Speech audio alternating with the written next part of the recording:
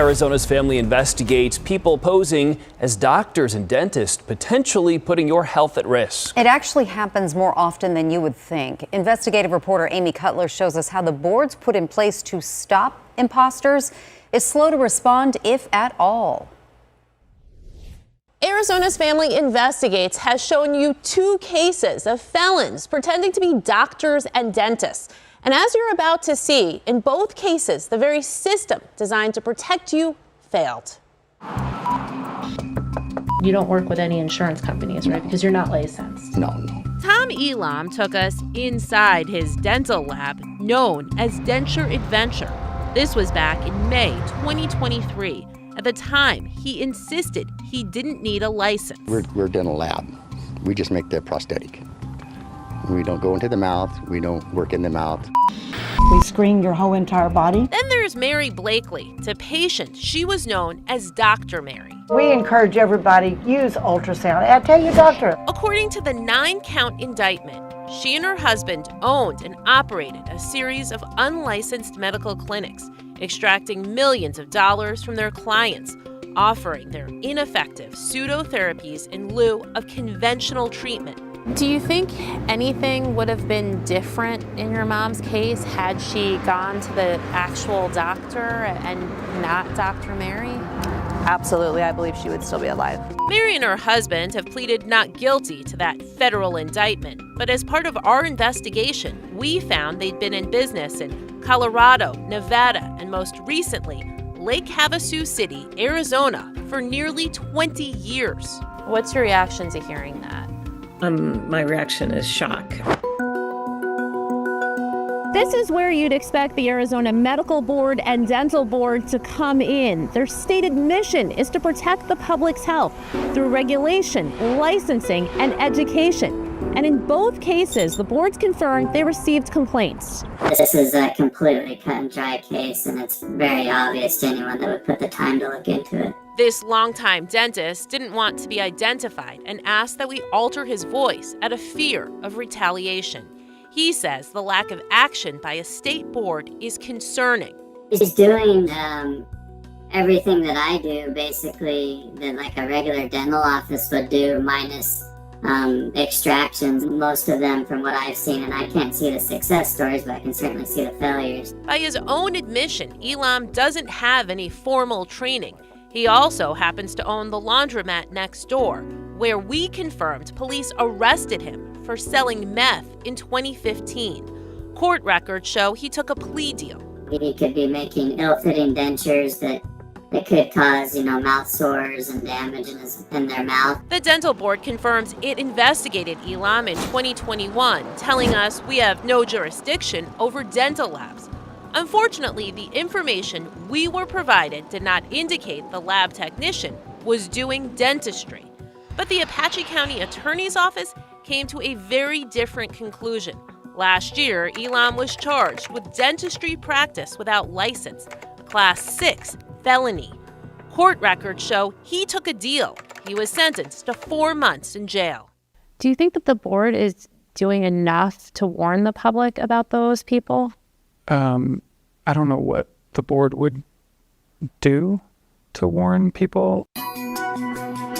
Ryan Edmondson is the executive director of the dental board. He couldn't discuss Elam's case, but agreed to talk to us about how they handle imposters. If you have a license to do anything, there's a certain authority over you to regulate whatever that is.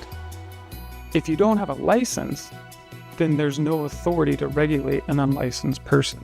There are some people that are going to say, hey, isn't the dental board supposed to be protecting the public? What's your response to that? So the main mission for all boards is to protect the public. He explains that the board is administrative, meaning they can only investigate once they receive a complaint, and that they need evidence of wrongdoing. There has to be proof that somebody's providing practice given to the board, because we don't have jurisdiction to just walk in somebody's house to obtain the proof. In 2019, state lawmakers acknowledged the problem and tried to address it. As part of a new law, health boards are now required to verify complaints of unlicensed providers and refer them to county attorneys or the Attorney General's office. They're also required to post the names of imposters on their websites. But when we checked the dental board website, no one was listed. Explain how that happens. So it's a brand new law that just recently passed. So I think just resource deprived. A quick search of our archive found 3 recent cases that would seem to fit the criteria. Edmondson agreed. Is it something that you see value in? Because it's sort of hidden on the website. You'd have to almost know what you're looking for to find it. I think it's like that on most websites. We screen your whole entire body. Every organ has a normal size, texture. Blakely is listed on the medical board's imposter list. There you can find a copy of the cease and desist letter. But it only happened after she was behind bars. In response to my questions, the board says their investigations are confidential by law and declined to provide any specifics on how Blakely ended up on the list. They tell us their practice is to not provide interviews. There's a lot of faith in there being a state-sanctioned entity that makes sure these practitioners are going to be safe. Lisa McGifford is with the Patient Safety Action Network, a coalition of patients and providers that are working to make the system more transparent. She argues these health boards could and should be doing more. I'm not sure what exactly they're saying they can't do, but they are the regulators and they have power over who's practicing medicine. The daughter of one of Blakely's former patients agrees. Absolutely. Somebody dropped the ball somewhere. I hope more people come forward and, express what, she's done to them and their families. Now, Blakely and her husband remain in federal custody. Their trial is scheduled to begin next year. Over the phone, Elam tells me he plans to close his dental lab. He maintains he's doing nothing wrong.